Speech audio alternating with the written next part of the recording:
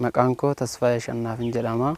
Tajaajilaa mana sanbataa as godina Shawaa Kaabaa Aanaa Giraar Jaarsoo Dabirii Gabriel Giddayyoo jedhamudha. Kadhannaan sirni qiddaasii kun waan kadhannaa mana amantaa keessaa hundaa oliidha. Sunoo akkam kadhannaa qulqulleessaa yookaan immoo qiddaasee jennee kan yaamnu kana qiddaasee jechuun jecha Gi'izirraa kan dhufedha. Qaddase jechuun galateeffatee jechuudha. Sirna isaa kana immoo kan hundeesse gooftaa keenya Yesuus Kiristoosidha. Borumtii guyyaa jimaataa fannifamuudhaaf gaafa jedhutti duuka bu'oota isaa walitti qabee sirna inni nu hundeessedha waan ta'eef nuti immoo bu'uura dhangala'uu dhiiga isaa muramuu foon isaa irratti kan bu'uureeffamne dubbii sagalee Waaqayyoo innoo nu barsiise duuka bu'oonni irra deebi'anii ragaa nuu bahan kana qabachuudhaan barumsa keenya ni barannaa jechuudha. Kadhannaan qulqulleessaa wanta adda isa taasisu keessaa yeroo itti hibistiin gara foon gooftaa keenya Yesuus Kiristoositti, wayiniin immoo gara dhiiga gooftaa keenya Yesuus Kiristoositti itti jijjiiramudha jechuudha. Kadhannaan qulqulleessaa kadhannaa waldaa namoonni laphee garagaraa qaban, hubannoon laphee isaanii adda adda ta'e, namoota qulqulloota ta'uu danda'a. Qulqullummaan namaa yoo wal caales isaan itti walitti qabaman waan ta'eef kadhannaa kana keessatti Waaqayyoon nama tokkoof jedhee ummata sanaaf dhiifama laachuu akka danda'u, biyyaaf addunyaadhaaf dhiifama laachuu akka danda'u waan beektuuf manni amantaa kadhannaan qulqulleessaa kadhannaa isa hunda caaludha jettee dhaloota ishee ni barsiifte jechuudha. Kanaafuu hibistiin gara foon gooftaa Yesuus Kiristoos, wayiniin gara dhiiga gooftaa keenya Yesuus Kiristoositti jijjiiramuu caalaa icciitii guddaanis hin jiru. Kiristaanotaaf immoo wanta barbaachisaa fi jireenya bara baraa ittiin argannu ta'uusaa gooftaan keenya nu barsiisee jira. Wangeela Maatiyos boqonnaa 26 lakkoofsa 26-28 yeroo dubbisnu isa kanas Kiristoos Yesuus akkana jedha. Yesuus biddeena kaasee ni eebbisee, cabsees duuka bu'oota isaatiif ni kennee. Hoodhaatii nyaadhaa, kuni foon kooti. Xoofos ol kaasee galateeffatee isaaniif kennee. Hundi keessanuu isa kanarraa dhugaa. Dhiifama cubbuu namoota baay'eetiif kan dhangala'u dhiigni koo kan bara kakuu haaraa isa kanadha isaaniin jedhee. Dhiigni koo kan bara kakuu haaraa. Manni amantaa har'as maal jetti? Akkuma gooftaan Yesuus Kiristoos biddeena sana hibistii sana kaasee eebbise, inni kun foon kootidha isaaniin jedhe. Inni kunis dhiiga kootidha isaaniin jedhe. Fakkeenya dhiiga kootidha miti kan isaaniin jedhe. Kanaafuu har'as luboonni gaafa maqaa Waaqayyoo yaamanii hibistii fi wayinii kana eebbisan fooniif dhiiga gooftaa keenya Yesuus Kiristoos jijjiirame jireenya bara baraa ittiin argachuu akka dandeenyu bu'uura kitaaba qulqulluutiin amantee dhaloota ni barsiifti. Inni kunis otoo hin shakkin kan itti amannee taasisaa jirrudha jechuudha. Laphee qulqulluu nama tokkootiif jedhee Waaqayyoon dhiifama laachuu danda'a. Kadhannaa qulqulleessaa wanti adda isa godhu keessaa gaafa lamas sadiis kanaa olis taatanii walitti qabamtan ani gidduu keessanittiin argamaa jedha gooftaan keenya Yesuus Kiristoos. Hafuuraan nu gidduutti argamaa jechuudha yeroo kana. Kadhannaa qulqulleessaa irratti immoo gooftaan keenya Yesuus Kiristoos qaamaan nu gidduutti argama. Akkuma guyyaa jimaataa qaraaniyoo fannoo gubbaatti fannifame sanitti fooniif dhiiga isaa isa murame isa dhangala'e sana fudhannee jireenya ittiin arganna waan ta'eef Kiristoos cinaa dhaabbannee isa duuka isa cinaa dhaabbannee akka galata dhiyeessaa jirru, akka fooniif dhiiga isaa fudhachaa jirru beekuutu barbaachisa. Kadhannaa guddaa icciitiin guddaan itti raawwatamudha. Raajiin guddaan itti raawwatamudha jennee hubachuu qabnaa jechuudha. Seera uumamaa boqonnaa 18 lakkoofsa 23 irraa kaanee yeroo dubbannu Sadoomii fi Gamoraa sababa cubbuu isaaniitiif, sababa uummanni achi keessa jiran Waaqayyoon dheekkamsisaniif nan balleessaa jedhee Waaqayyoon erga dubbatee booda abbaan keenya Abrahaam maal jedhee, yaa Waaqayyoo nama qajeelaa ta'e nama 50 magaalaa kana keessaa utuun argachuu danda'e sababa isaaniitiif jettee biyya kana magaalaa kana badiirraan oolchitu jedhee isa gaafate. Waaqayyos immoo qooda namoota 50 kanaaf jedhee anoo balleessaa isaanirraa isaan nan hambisaa atoo nama san argadhuu jedheen. Abrahaam ni soqe. Boodas arjummaa Waaqayyoo abduu taasifate namoonni 5 aduu hir'atanii hoo nama 45f jettee dhiifama nuun taasiftu ammas dhiifama nan taasisa nama 45f. Nama 40f jedhe booda Abrahaam, nama 30f, nama 20f, dhumarratti nama 10f jettee cubbuu keenya hoo nuu dhiifta jedhee gaafa Waaqayyoon gaafatu Waaqayyoo maal jedhe, anoo nama 10 sanaafuu jedhee ammayyuu dhiifama nan taasisa. Abrahaam garuu hojii qulqullummaa kan hojjetan qajeeltotuma nama 10 sanuu argachuu dadhabee magaalaan sun ni baddee jechuudha. Asirraa maal hubanna? Kadhannaa qulqulleessaa irratti namoota walitti qabaman 500 keessaa 50 keessaa 40 20 10 keessa Waaqayyoon kadhannaa namni tokko laphee qulqulluudhaan achi keessaa taasisu sanaaf jedhee dhiifama nuu laachuu akka danda'u waan beektuuf kadhannaa guddaa hibistiif wayiniin fooniif dhiiga gooftaa keenya Yesuus Kiristoos itti jijjiiramee kiristaanonnis fudhatanii jireenya bara baraa ittiin argatan waan ta'eef kadhannaa kaawwan hundumaa ni caalaa kadhannaan qulqulleessaa kan jedhudha. Maqaan koo Faarfataa Raggaasaa Kabadaan jedhama. Kana irratti tajaajilaa ture godina Shawaa Kaabaa aanaa Giraar Jaarsoo mana amantaa qulqulluu Gabreelii Giddayyoo irratti.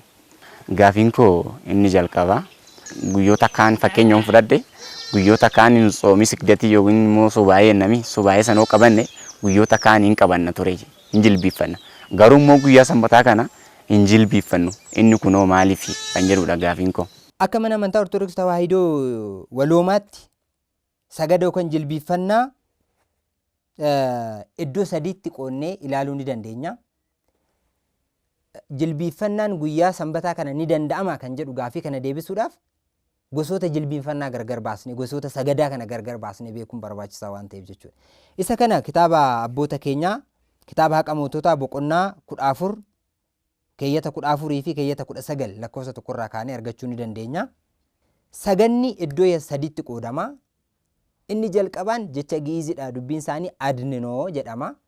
Adninoo jechuun namni tokko mataa isaatii fi dugda isaatiin gadi jedhee otoo lafa hin tuqin kan sagadu jechuudha. Inni lammaffaan immoo astabrikoo jedhama. Astabrikoo jechuun immoo gara lafaatti gadi kufnee jilbaan jilbiiffannee otoo adda keenyaan gara lafaan tuqin kan sagadamu astabrikoo jedhama. Inni sadaffaan immoo sagiid kan jedhamu qaama keenya guutuudhaan lafatti gadi kufnee harkaanis jilbaanis adda keenyaanis lafa tuqnee kan sagannu sagiid jedhama. Egaa akka mana amantaa Ortodoksii waloomaatti haqa moototaa boqonnaa keeyyata 19 fi 14 irratti kan barraa'e maal jedhama? Gosoota sagadaa kanneen sadeen keessaa isa sagiid jennee dubbannu kana barsiifnu kana guyyaa sanbata xiqqaa fi sanbata guddaas yookaan immoo qidaamee fi dilbata kan jennu kanas guyyaa ayyaanotaas sagaduun akka hin barbaachifne. Guyyaa ayyaanotaa saganni dhorkamu keessaa dhaloota gooftaa keenya Yesuus Kiristoos guyyaa 29, guyyaa yaadannoo haadha keenya qulqulleettii dubaroo Maariyaam guyyaa 21, guyyaa kabaja hangafa ergamootaa qulqulluu Mikaa'el 12 fi sanbata xiqqaa fi sanbata guddaa. Saganni akka mana amantaatti haala caalmaatiin kan itti dhorkamu guyyaa kanadha. Guyyaa kana egaa kamtuun sagadamne yoo jennu sagadoota sadeen keessa isa sagiid jennu kanadha jechuudha. Kanaafuu gara gaafii keenyaatti yeroo deebinu guyyaan sanbataa sagaduu ni danda'amaayi, jilbiifannaa ni danda'amaayi kan jedhu kana gosoota sagadaa keessaa sagaduun kan hin danda'amne sagada isa sagiid jennee yaamnu. Gara lafaatti gadi kufnee jilbaa fi qaama keenyaan lafa tuqnee adda keenyaanis kan sagannu kanadha malee galata yoo galateeffannu gadi jennee galateeffachuu hin dandeenya. Jilba keenyaanis jennee jilbaan jilbifannee kadhachuu hin dandeenya. Kuni lamaan hin dhorkamu.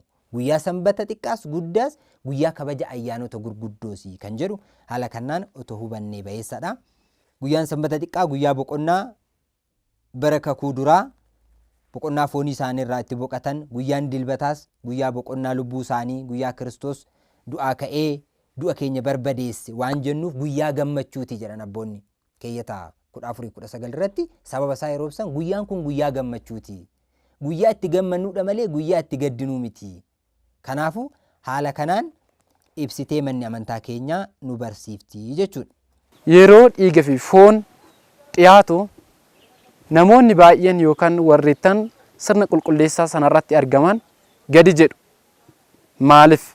Egaa dirgat jechuun jecha gi'iizii irraa kan dhufe yeroo ta'u hiikkaan isaas tokkummaa, tokkoomsuu waan jedhu yookaan immoo tokko taasisee waan jedhu of keessaa qabadha.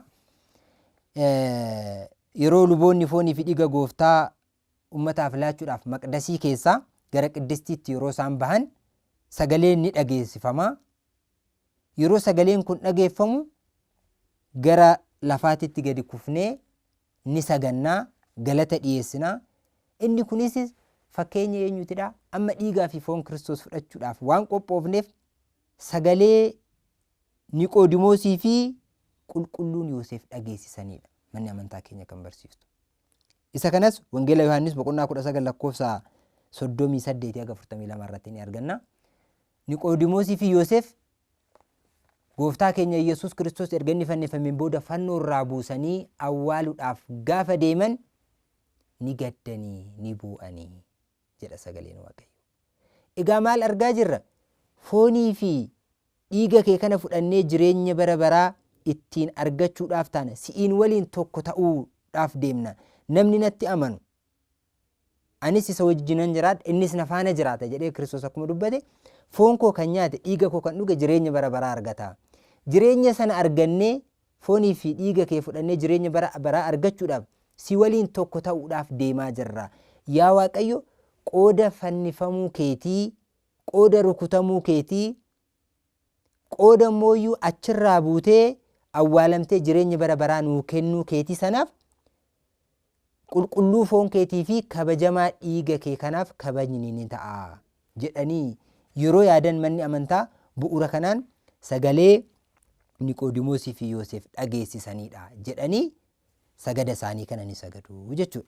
Kanaafuu dirgat jennee yookaan immoo tokkoomsuu tokko taasise fooniif dhiiga kee fudhannee si wajjin tokko ta'uutti deemuu jirra yaa Kiristoos jennee kabaja gooftummaa gooftaa keenya Yesuus Kiristoos kabaja foonii fi dhiiga isaatiif qabnu yeroo agarsiifnu fudhachuu keenyaan dura ni sagannaa jechuudha. Kanaaf saganni kan barbaachiseef gidiraa isaa yaadachuudhaan rukutamuu isaa yaadachuudhaan foonii fi dhiiga Kiristoos fudhachuudhaaf yeroo itti qophoofnu waan ta'eef yeroo kana cubbamtoota taanee otoo jirru nuti fooniif dhiiga kee fudhachuutti deemaa jirra. Cubbuu keenya nutti hin lakkaa'ini qooda irra daddarbaa keenyaa otoo hin lakkaa'in baay'ina arjummaa keetiif jedhi dhiifama nuu laadhuuti foon keef dhiiga kee fudhannee jireenya bara baraa arganna kan jedhu agarsiisa. Inni dabalataa immoo waa'uma sanbataa irratti jechaadha. Ammas sanbanni guyyaa sanba addunyaa kanarratti yeroo gooftaan keenya dhufu addunyaan tun hin dabarti. Sanbanni tunoo hin dabarti. Dhufaatii gooftaa keenya Yesuus Kiristoos beekuun barbaachisaadha. Kanatti akkuma wangeela Maatiyos boqonnaa 24 irratti barraa'ee jiru gooftaan keenya Yesuus Kiristoos duuka bu'oota isaa gidduutti argamee isaanis tulluu ejersaa irratti isa biratti dhiyaatanii mallattoon dhufaatii keetii maalidha yaa gooftaa? Akka dhufu beekaniiti irraa baratanii jiraniiti mallattoon isaa maalidha? Akkamiin beekna? jedhanii gaafa isaan gaafatan gooftaan keenya Yesuus Kiristoos bara sana keessa raajonni sobduun maqaa kootiin ni ka'u. Beellii fi hongeen iddoo adda addaatti ni ta'a. Gidiraadhaaf dabarsanii isin ni laatu, isinis ni ajjeesu. Kanaafuu isin immoo qophaa'aatii jiraadhaa. Ilmi namaa yeroo isin hin yaannetti ni dhufa jedhe gooftaan keenya. Galanni yaamicha maqaa isaaf haa ta'uuti. Egaa gooftaan keenya Yesuus Kiristoos deebi'ee ni dhufa.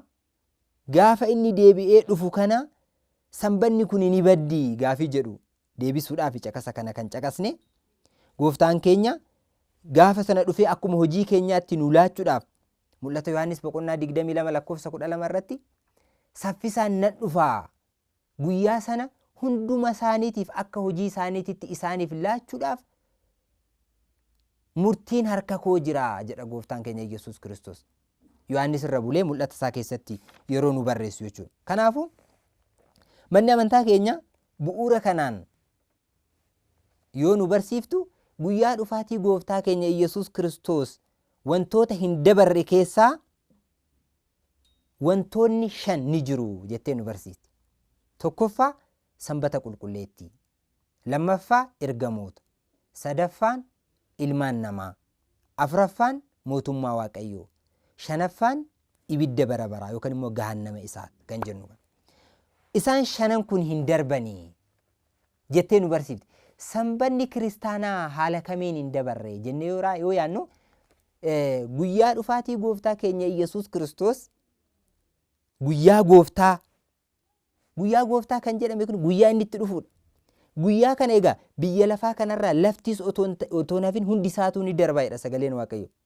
Dacheen kun guutuun isaa ni darba, wanti biyya lafaa kanarra jiran hundi isaatu ni darba. Kan hin dabarre immoo guyyaa kami? Guyyaa sanbata kiristaanaa. Isa sanbata duraa jennee yaamnu kana otoo hin taane guyyaa gooftaan keenya Yesuus Kiristoos du'a mo'ee itti ka'u.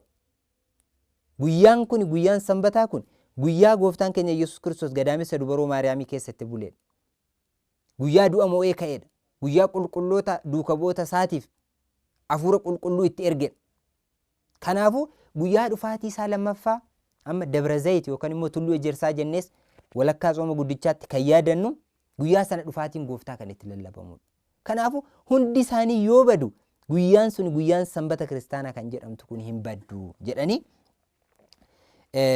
manni amantaa keenyaa nu barsiifti. Lammaffaa Phexros boqonnaa 3 lakkoofsa 10 irratti guyyaan gooftaa garuu akka hattuu ta'ee ni dhufa. Yeroo sanatti samiiwwan sagalee guddaadhaan ni darba. Uumamni samii ho'a guddaadhaan ni baqa. Laftis wanti ishee irratti raawwatame hunduu ni gubata.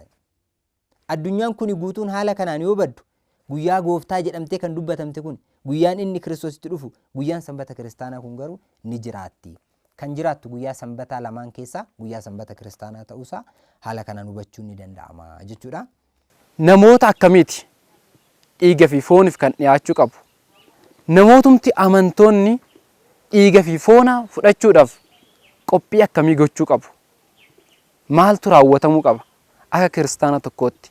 Egaa qophii akkamiitu barbaachisaa? Namoota akkamiititu fooniif dhiiga gooftaa keenya Yesuus Kiristoos fudhachuu danda'a kan jedhu kana deebisuudhaan dura, Kiristoos foon koo kan nyaatu dhiiga koos kan dhugu jireenya bara baraa ni qaba. Anis guyyaa dhumaa du'aa isa nan kaasaa jedha Wangeela Yohaannis boqonnaa 6:54 irratti. Kanaafuu nuti fooniin boqannee du'aa ka'uudhaaf, gara mirga gooftaa keenya Yesuus Kiristoosiin dhaabbachuudhaaf foonii fi dhiiga isaa fudhachuu qabna. Anis du'aa nan kaasa. Du'aa kaanee jireenya argachuuf garuu maaltu barbaachisa? Fooniif dhiiga Kiristoos fudhachuu barbaachisa jechuudha. Kanaafuyyuu namoonni umriidhaan otoo hin daangeffamin, saalaan otoo hin daangeffamin fooniif dhiiga Kiristoos fudhatanii, Kiristoos guyyaan inni dhufu hin beekamuuti. Anuu akka hattuuttiin dhufa jedhee akkuma dubbate san har'a boruuftaan ta'uu danda'aati. Qophoofnee foonii fi dhiiga gooftaa keenya Yesuus Kiristoos fudhachuudhaan jireenya bara baraatiif qophaa'uun akka nu barbaachisu dura lapheen keenya kana beekuu qaba jechuudha. Foonii fi dhiiga gooftaa keenya Yesuus Kiristoos fudhachuudhaaf namoota akkamiitu fudhachuu qaba kan jedhu akkuma amma dubbanne, saalaa fi umriidhaan kan daangeffamu yoo ta'uu baate illee manni amantaa keenya bu'uura kitaaba qulqulluutii fi bu'uura kitaabolee dhalatoo abboonni keenya barreessanii nuu laataniin namoonni dhiigaa fi foon gooftaa Yesuus Kiristoos fudhachuu hin qabne namoota hin amanne qofadha. Kana jechuun namoonni kiristaanummaa isaaniitiin hin amanne, icciitii qurbaanaatti namoonni hin amanne, foonii fi dhiigni Kiristoos jireenya bara baraa nuu laachuu isaatti namoonni hin amanne foonii fi dhiiga Kiristoos fudhachuu akka hin qabne Haqa Moototaa boqonnaa 13:54 irratti ni arganna jechuudha. Inni biraan mooyyuu namni gaabbii hin galle seeraan umrii gaabbii yeroo gaabbii isaaf laatame qalbii jijjiirannaa sana otoo hin xumurin ammas foonii fi dhiiga gooftaa Yesuus Kiristoos fudhachuu akka hin dandeenye akka hin qabne Haqa Moototaa boqonnaa 13:512 irratti abboonni keenya seeraan nu barreessanii jechuudha. Inni sadaffaan namoonni namootatti haloo qabatan, namoonni namootaan hin araaramne, namoota jibbaa, obboleessa obboleettii isaanii jibbaa jireenya bara baraa argachuu waan hin danda'amneef namoonni akkasii fooniif dhiiga gooftaa Yesuus Kiristoositti dhiyaachuu hin qabanii jedhu. Isa kanas bu'uura kitaaba qulqulluutiin tokkoffaa Yohaannis boqonnaa 3:15 irratti maal jedha? Obboleessa isaa namni jibbu nama ajjeesudha. Egaa ajaja Waaqayyo abboommii kurnan keessaa tokko hin ajjeesinii jedha. Wangeela Maatewos boqonnaa 18 irrattis namni tokko gara gooftaa Yesuus Kiristoositti dhiyaatee, yaa gooftaa jireenya bara baraa argachuuf maal gochuun qaba jennaan, abboommiiwwan eegi jedheen. Inni sunoo eenyu jennaan, gooftaan keenya Yesuus Kiristoos hin ajjeesinii, hin hatinii, hin sagaagalinii, obboleessa kee akka keetti jaaladhu jedhee gooftaan Yesuus Kiristoos dubbateera. Kanaafuu abboommii keessaa hin hatin, hin ajjeesin kan jedhu kana keessaa inni tokko gooftaan keenya Yesuus Kiristoosis abboommii Waaqayyoo akka hin diigamne eeguu akka qabnu eega ragaa bahee booda hin ajjeesin kan jedhu kuni namoota jibbuudhaanis nama ajjeesuu akka dandeenyu lapheen keenya beekuu qaba jechuudha. Kanaaf tokkoffaa Yohaannis boqonnaa 3:15 irratti akkuma dubbanne obboleessa isaa kan jibbu inni nama ajjeesedha. Obboleessa keenya jibbaa abboommii Waaqayyoo keessaa tokko diigaa guyyaa guyyaatitti foonii fi dhiiga Kiristoositti dhiyaachuun cubbuudha malee qulqullummaa akka hin taane kana bu'uura taasifatanii abboonni keenya nuu barreessanii jiranii jechuudha. Haqa Moototaa boqonnaa 12:415 irratti ni argannaa jechuudha. Kitaaba qulqulluu keessatti foonii fi dhiiga gooftaa keenya Yesuus Kiristoos maaliif akka fudhannu jireenya bara baraa argachuudhaaf akka ta'e Kiristoos nu mirkaneessee jiraati. Abboonni bu'uura kanarra dhaabbatanii sirna kadhannaa qulqulleessaa keessatti jalqabarraa jalqabanii hanga dhumaatitti kadhannaa qulqulleessaa kanarratti namni argamuu qaba.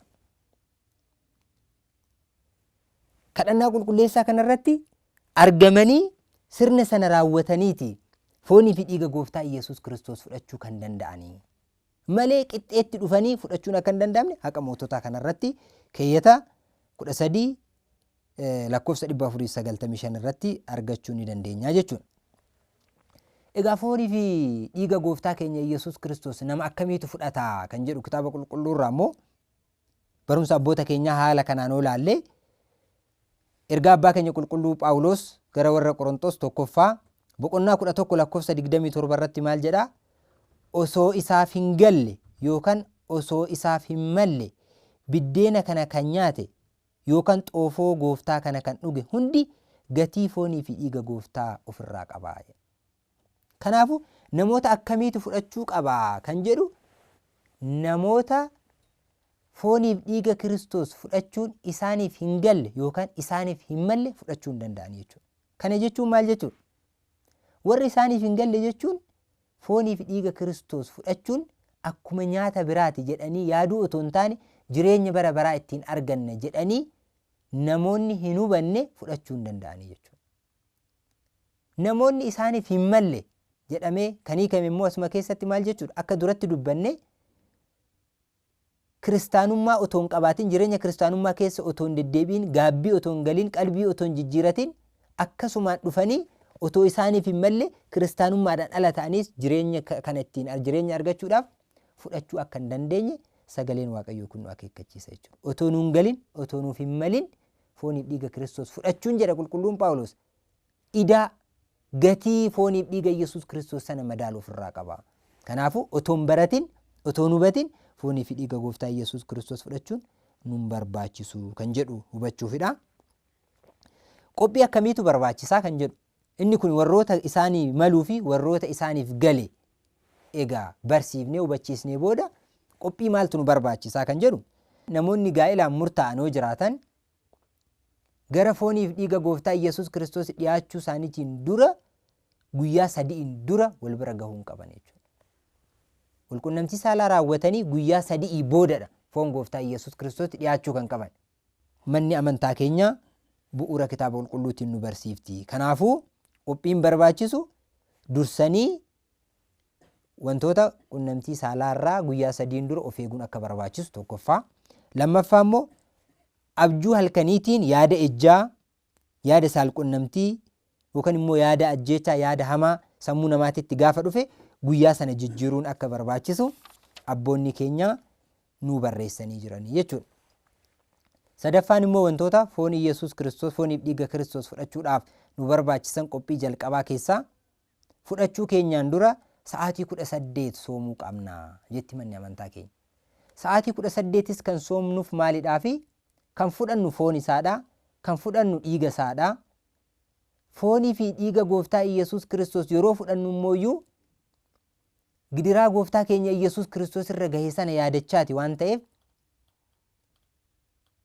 qooda keenyaaf jedhee rukutamuu isaa sana yaadachaadhaati waan ta'eef gooftaan keenya Iyyasuus Kiristoos guyyaa jimaataa bariirraa hanga inni fannoorra oolutti sa'aatiin jiran sa'aatii 18dha. Akkamitti yoo jenne ganama sa'aatii jimaataa sa'aatii 1 hanga sa'aa 6 gidduu kan jiru yeroon isaa guyyaa ture sa'aa 6 jennee fudhachuu dandeenya. Sa'aatii gooftaan keenya Iyyasuus Kiristoos fannoorra oole sa'aa 6 haga sa'aa 9tti immoo aduun ni dukkanooftee addeessi biyyi lafaa kun dacheen kun ni dukkanooftee. Kana jechuun maal jechuudha? Ifarraa gara dukkanaatti deebi'ee jechuudha yeroon sun.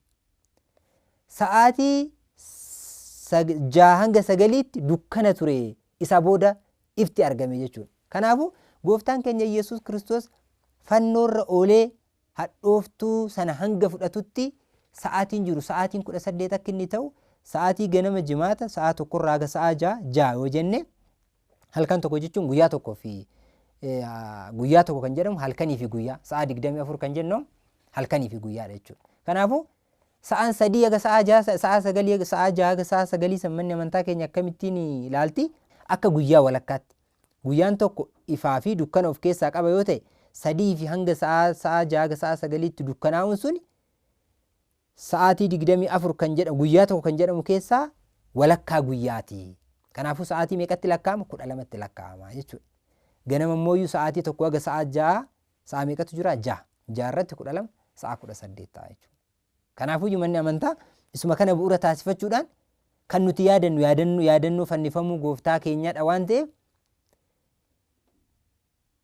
oolmaa sana yoo deebisuu dadhabne illee sa'aatii inni fannoo irra ture sana soomnee saganneeti foonsaa kabajamaa dhiiga isaa fi qulqulluu foonsaatti dhiyaachuu kan qabnu jettee manni amantaa isa kana waan nu barsiiftu sa'aatii 18 soomuun akka barbaachisu manni amantaa nu barsiifti. Sanbanni guddaa jennee sanbata xiqqaa inni adda foonee irra jechaadha. Sanbata guddaa sanbata xiqqaan sanbanni inni xiqqaan kun guyyaa qidaamedha. Sanbanni inni guddaan immoo sanbata jenneetu maalallaa jechaadha. Isa kanatti sanbanni qidaameen kun maaliif sanbata xiqqaa jedhame? Inni sunoo maaliif sanbata guddaa jedhame? Baazari fakkeenyaaf yoo fudhanne guyyaa Waaqayyoon gooftaan keenya itti addunyaa kana uume guyyaa itti boqote sanbata guyyaa xiqqaa sani. Maaliif qidaameen kun sanbata xiqqaa jedhame? Inni sunoo maaliif sanbata guddaa jedhame? Sanbata xiqqaa yookaan immoo guddaa yeroo jennee yaamnu kana kitaaba qulqulluu irratti jechaaf jecha haala kanaan barraa'uu baatus hiikaan icciitiin isaa bara kakuu duraa keessa sanbata xiqqaa jedhamee kan yaadame guyyaan qidaamee kuni Ayuudonni Israa'eloonni hundumti isaanii guyyaa kana kabajaa kan turan boqonnaa foonii isaanii irraa boqonnaa fudhachuufidha. Dadhabbii foonii isaanii irraa boqonnaa fudhachuudha. Guyyaan dilbataa immoo lubbuu isaanii bittaa daabiloos jala ture kana bahuu ishee yaadachuudhaan guyyaa itti Waaqayyoon itti galateeffatanidha. Icciitiin guddaan isaa du'aatii gooftaa Yesuus Kiristoos boolla keessa ture ka'ee ilmaan Addaam hundaaf jireenya laate kan itti dubbannudha waan ta'eef isheen duraa sanbata xiqqaa isheen lammaffaa immoo sanbata guddaa jedhamee yaamama. Inumaayyuu abboonni keenya haqa moototaa boqonnaa 19 irratti maal jedhanii waa'ee sanbataa yeroo barsiisan waa'ee tsoomaa gaafa barsiisan guyyoota sanbata duraa fi sanbata guddaa tsoomni akka hin danda'amne dubbatanii guyyaa akka mana amantaatti qidaamee si'ur jennee kan yaamnu guyyaa san qofadha guyyaan soomamu. Maaliif jennaan qidaamee yookaan immoo sanbata duraa keessa guyyaan tokkittiin gooftaan keenya Yesuus Kiristoos boolla keessa ture guyyaa sanadha waan ta'e. Guyyaan biraa guyyaa gammachuuti. Qidaameef sanbatni sababni inni soomamneef guyyaa gammachuu jedhamee yaamama. Guyyaa gammachuu jedhamee yaamame keessaa garuu soomaan kan yaadachuu qabnu laphee keenya waa'ee Kiristoos kan itti yaadachuu qabnu qidaamee si'ur yookaan immoo qidaamee haqamte shaaramte kan jedhamtu qidaamee gaafa gooftaan keenya Yesuus Kiristoos boolla jala ture sana yaadachuudhaan manni amantaa keenya guyyaa sana itti soomti jechuudha. Kanaafuu xiqqeenyii fi guddinni guyyoota sanbata kanaa kan lallabamu boqonnaa fooniirraa dadhabbii fooniirraa boqachuu Israa'eloota durii fi Ayuudotaa fi boqonnaa lubbuu bittaa garbummaa jalaa bahuu kiristaanotaa kana lamaan gaafa wal bira qabnee ilaallu sanbata xiqqaa fi sanbata guddaa jedhamee barteedhaan ni lallabama. Barteen kun icciitii yaamama maqaa kanarratti dhiibbaan qabu. Haati daa'imaa takka yoo turtee barfattee dhufte ta'e dhiiga fi foona daa'ima sanaaf kennamuun hin danda'amoo maali? Namni yeroo kadhannaan qulqulleessaa jalqabamu hin jirre lubas yoo ta'e namoota kaan foonii dhiiga gooftaa Yesuus Kiristoos fudhachuus kennuus hin danda'u. Haqa moototaa boqonnaa 13 lakkoofsa 495 irratti kan argamu jechuudha. Namni tokko yeroo kadhannaan qulqulleessaa raawwatamu otoo hin jiraatin sirna sana otoo hin raawwatin qixxeetti dhufee foon gooftaa keenya Yesuus Kiristoos fudhachuus lubas yoo ta'e namootaaf fislaachuu hin qabu jedhu abboonni keenya.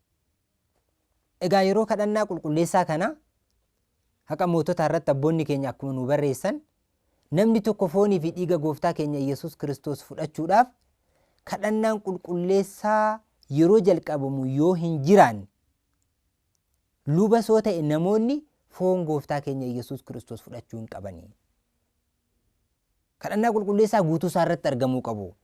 Kanaafuu amma yeroo garagaraatitti walakkaa kadhannaa qulqulleessaa kanarratti namoonni daa'imman isaanii fidanii yeroo qorrobsiisan foonii fi dhiiga gooftaa keenya Yesuus Kiristoos gaafa qorrobsiisan seera mana amantaa eeganii otoo hin taane wantuma baratamaa dhufee gidduu walakkaatti fidanii gaafa foonii fi dhiiga Yesuus Kiristoos akka fudhataniif fidan luboonni waan hin dhoorkineef malee manni amantaa keenya daa'ima soo ta'e nama guddaa soo ta'e luba soo ta'e namoota biraas kadhannaa qulqulleessaa guutuu isaarratti jalqaba hanga dhumaatti argamee foonii fi dhiiga Kiristoos fudhachuu akka qabu nu barsiisti jechuudha. Guyyaa sanbataa sagaagalummaa, hojii, huccuu miiccuu wanta kanaa kun hin raawwatamu hin hojjetamu jedhamee manni amantaa nu barsiisa.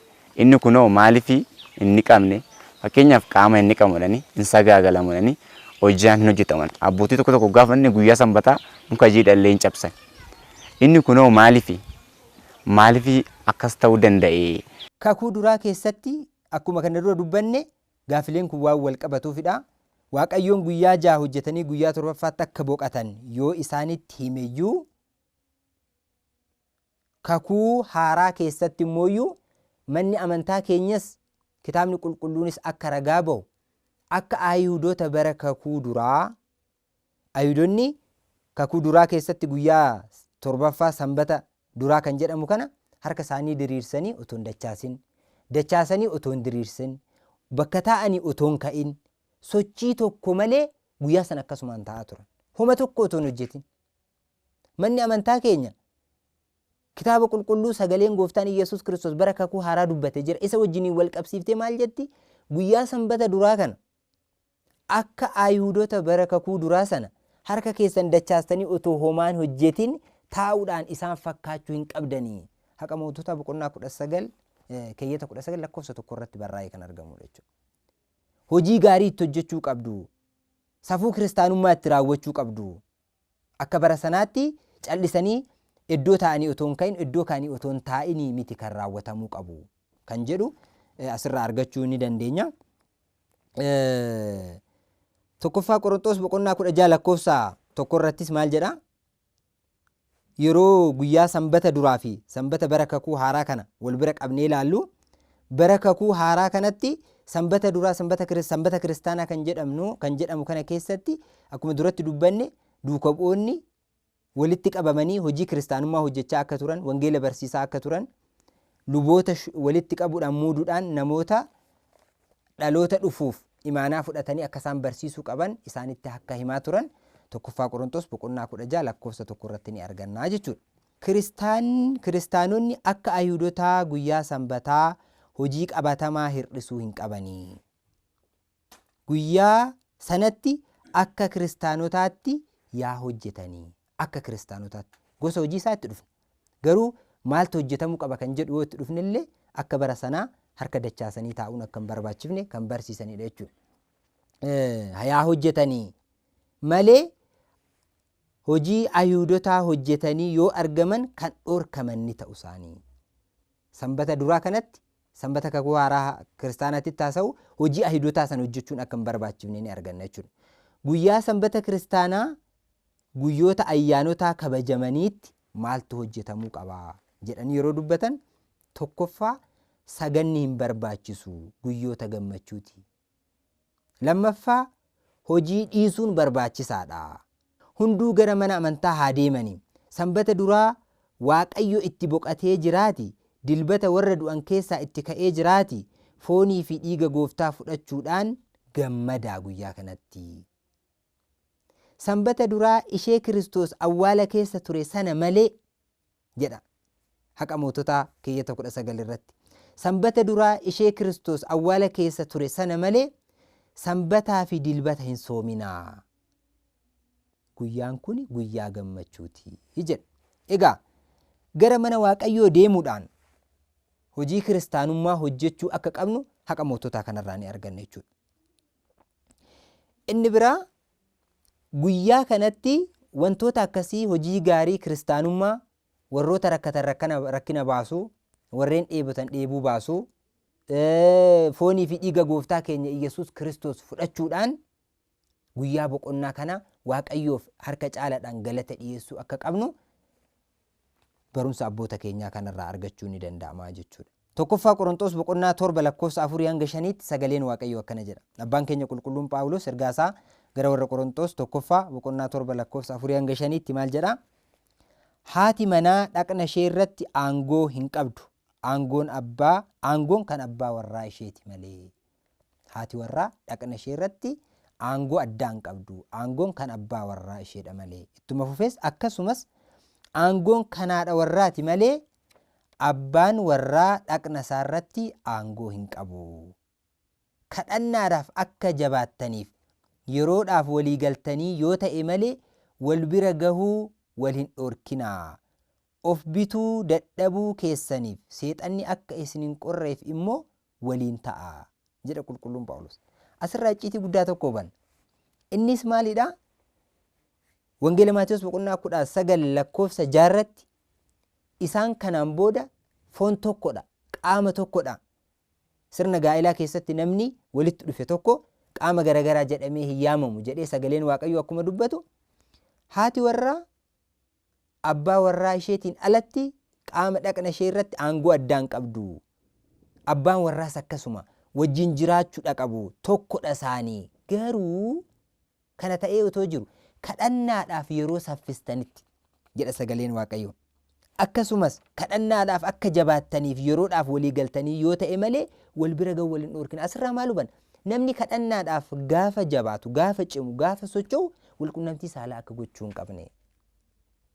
Manni amantaa keenyas kanuma bu'uura taasifachuudhaan abbaa warraa fi haadha warraa ta'anii sirna gaa'elaatiin qindaa'anii yeroo jiraatanitti gara mana Waaqayyoo deemanii guyyaa sanbataa iyyuu haa ta'u guyyaa biraa kadhannaa qulqulleessaas taasisuudhaaf walqunnamtii saalaa erga taasisanii guyyaa 3 booda gara mana qulqullummaa akka seenuu danda'an sagaleen Waaqayyoo nu barsiisa. Kanaafuu guyyaa sanbataa kana sagaleen Waaqayyoo maal jedha?